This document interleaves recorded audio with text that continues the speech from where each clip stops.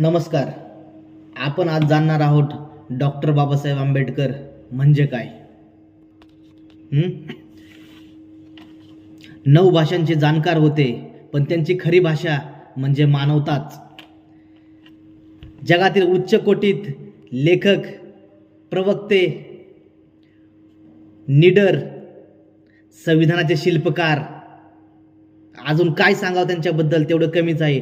लोक म्हणतात ते कायद्याचे जाणकार होते, पण मी म्हणतो ते अन्यायाविरुद्ध एक धगधगणारी एक मिसाल होती, एक मशाल होती. लोक म्हणतात ते संविधानाचे शिल्पकार होते, पण मी म्हणतो या देशातल्या शेवटच्या माणसाला माणूस म्हणून जगण्याचा अधिकार त्यांनी दिलेला एक महान नेते होते.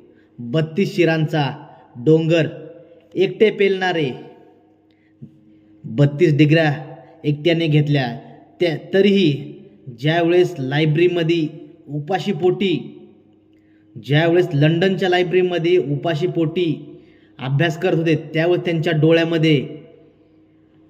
त्यांच्या डोळ्यामध्ये त्यांचे पुढचे भविष्य नव्हते. त्यांचे पुढचे भविष्य नव्हते किंवा त्यांचे कोणतेही करिअर नव्हते. त्यावेळेस त्यांच्या डोळ्यामध्ये तुमच्या माझ्या या देशामधल्या पीडितांचे, गोरगरिबांचे, शोषितांचे भविष्य होते.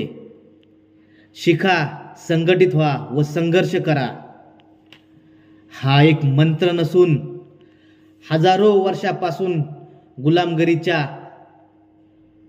वर्षापासून गुलामगिरीमधली साखळ दंड तोडणारा एक फुंकार होता. ते निडर होते कारण त्यांच्याकडे सत्याचं बळ होतं.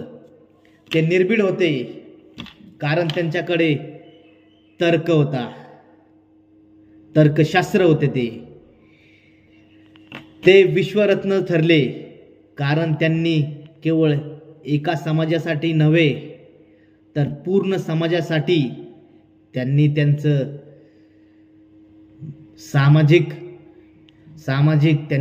सामाजिक व त्यांचं मानवजातीसाठी आयुष्य पूर्ण झिजावलं. त्यांची एका देशामध्ये नव्हे तर त्यांची सण साजरे करायच्या वेळेस, त्यांची जयंती साजरी करायची असेल ना, तर 152 देशामध्ये त्यांची जयंती साजरी होते. आणि अशा या थोर मानवाला, थोर महापुरुषाला आमचे कोटी कोटी प्रणाम.